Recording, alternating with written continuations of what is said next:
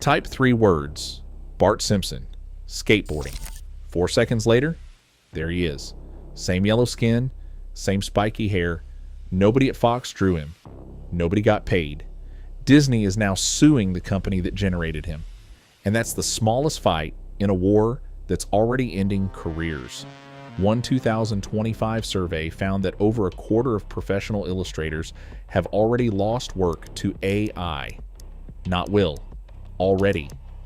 By the end of this video, you'll know exactly why and which artists are getting richer because of the exact same technology. This isn't really a story about art. It's a story about what happens when 100 years of copyright law collides with technology that didn't exist 5 years ago. On one side, illustrators, painters, concept artists, people who spent decades building a skill nobody can download. On the other, tools like Midjourney, Adobe Firefly, and Google's Nano Banana, which now produce a finished professional image faster than you can read this sentence. Somewhere in between sits a question courts still can't fully answer. Who owns a picture nobody drew? We're going inside the lawsuits reshaping Hollywood, the court ruling nobody expected, the scandal that made a major publisher look foolish, and the surprising number of artists quietly cashing in on all of it. This market didn't just change, it's split in two. Let's start with the damage, because it's real and it's measurable. A survey from 2024 to 2025 by the United Kingdom Society of Authors found 26% of illustrators had already lost work to generative AI. 78% expected things to get worse. Translators had it even harder. 36% were already pushed out. In the United States, CVL Economics, working with the Animation Guild, projected up to 118,500 jobs in film, television, and animation could be consolidated or eliminated by the end of 2026. Job posting data backs it up. Indeed's Hiring Lab found postings for computer graphic artists down 33% from pre-Chat GPT levels. Illustration postings were down more than 40%. But it's not the famous illustrators getting hit first. It's the middle. The reliable, good enough commercial artist, book covers, stock icons, editorial spots. Industry researchers call this commodity work. And commodity work is exactly what a $20 a month subscription can now replace. One freelance concept artist put it bluntly in a widely shared 2025 interview. About half the people he'd worked with over the past decade had already left the field. Half. Not because they wanted to, because the checks stopped coming. This is also quietly poisoning trust inside the industry. Some illustrator communities now police their own members because clients started assuming human work might secretly be AI. That's the wound. Now who's actually swinging the knife? Back to Bart Simpson. Disney, Universal, and Warner Brothers. Discovery sued Midjourney in 2025, and it's now one of the biggest legal fights in American entertainment history. The claim, Midjourney's tool can generate near-perfect copies of Superman, Batman, Scooby-Doo, Darth Vader, on command, no license, no payment. Disney's own general counsel called it our first case, implying it won't be the last. Midjourney's defense is fair use.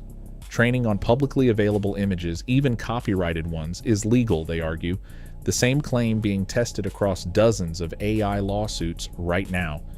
Then, in July 2026, Midjourney flipped the script. It asked the court to force the studios to hand over their own internal AI records, arguing that if Disney secretly uses AI to storyboard its own films, that proves the whole industry plays by the rules Midjourney is being sued for breaking. The studio's lawyer called it a fishing expedition. Midjourney's lawyer fired back that the studios are doing the very thing they seek to punish. Nobody's hands are fully clean here, and whichever way this lands, it becomes the rulebook every studio, publisher, and game company follows for years. But Hollywood isn't the only battlefield. There's a quieter war over stock photography, and it just delivered a verdict almost nobody predicted. Getty Images sued Stability AI in 2023, claiming its stable diffusion model had been trained on over 12 million of Getty's copyrighted photos, scraped without consent. For 2.5 years, artists watched this case like a title fight. On November 4th, 2025, the UK High Court ruled stability won almost completely. The judge decided an AI model's internal training data is not a legal copy of the photos used to make it, just statistics, not stored images.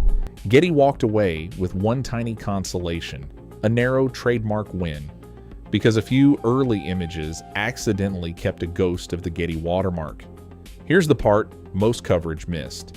Getty did not lose because scraping art to train AI is legal. We still do not know that. Getty lost because it could not prove the training happened inside the UK, a technicality, not a verdict on right and wrong. The real question, can a company legally feed millions of artists' work into a machine without paying them, is still completely unanswered anywhere in the world. An entire industry is running on a legal gray zone the size of a continent. In 2025, fans zoomed into art from an illustrated special edition tied to George R.R. Martin's A Feast for Crows. Melting faces, warped hands, details that made no sense inside the story's own world. The unmistakable fingerprints of an AI generator, quietly submitted and apparently accepted by a major publisher who never checked closely enough. That's the scandal in miniature. Not that AI art exists, plenty of artists use it openly, crediting the tool and putting in real work to polish the output. The scandal is deception, taking a paid commission, running it through a generator, and handing it in as original craftsmanship, betting nobody would look closely. Often, nobody does. A 2026 survey of 1,780 creative professionals found 58% had used AI in client work without telling the client, which leaves every business hiring illustrators right now with an uncomfortable question: how would you even know? That uncertainty alone is reshaping how publishers and studios vet freelance talent. Some now demand recorded process footage, layered source files, anything proving a human hand actually touched the work. Suspicion has become part of the job. So is it all bad news? Not for everyone. And this is the part most coverage leaves out completely. Upwork's research shows AI specialized freelancers now earn 25 to 60% more than general practitioners doing the same category of work. A 2026 industry survey found designers who adopted AI early are earning 40 to 60% more per hour than before AI existed because they produce more concepts faster without cutting quality. Here's the pattern researchers keep finding, and it flips the whole story on its head. The artists most vulnerable aren't the weakest ones. They're the ones who spent years mastering pure execution, rendering, polish, technical precision. AI compressed that almost overnight. Artists with strong creative direction and storytelling instinct, far more protected. AI can execute. It still can't originate a genuinely new vision. There's also active resistance. Tools like Glaze and Nightshade, built at the University of Chicago, let artists quietly poison their images against AI training before posting them. Glaze alone has been downloaded over 6 million times. Artist-only platforms like Kara built entire communities on one promise: no AI scraping, ever. And legally, the ground just shifted in artists' favor too.